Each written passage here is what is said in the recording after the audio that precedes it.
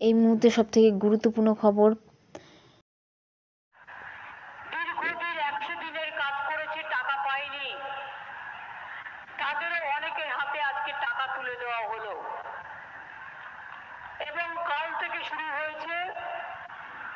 আমরা আর 2-3 দিনের মধ্যে যারা 100 দিনের কাজ করেছিলেন, কেন্দ্রীয় সরকার টাকা দেয়নি, বঞ্চিত হয়েছেন, লাঞ্ছিত হয়েছেন, খেটে খাওয়া গরিব মানুষ, তাদের টাকাটা তাদের ব্যাংকের অ্যাকাউন্টে পৌঁছে যাবে।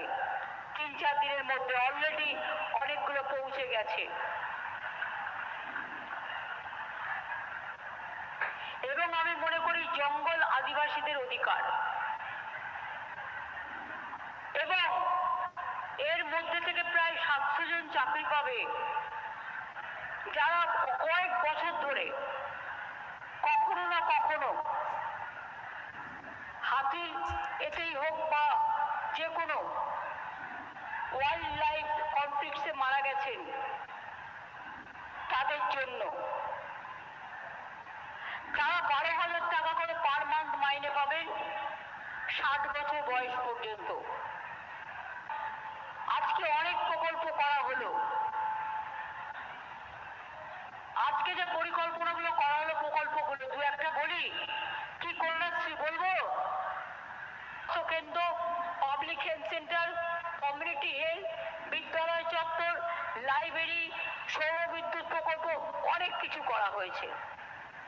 আপনারা শুনলে খুশি হবেন, রঘুনাথপুরে 72,000 কোটি টাকার ইনভেস্টমেন্ট হচ্ছে পুরুলিয়ার।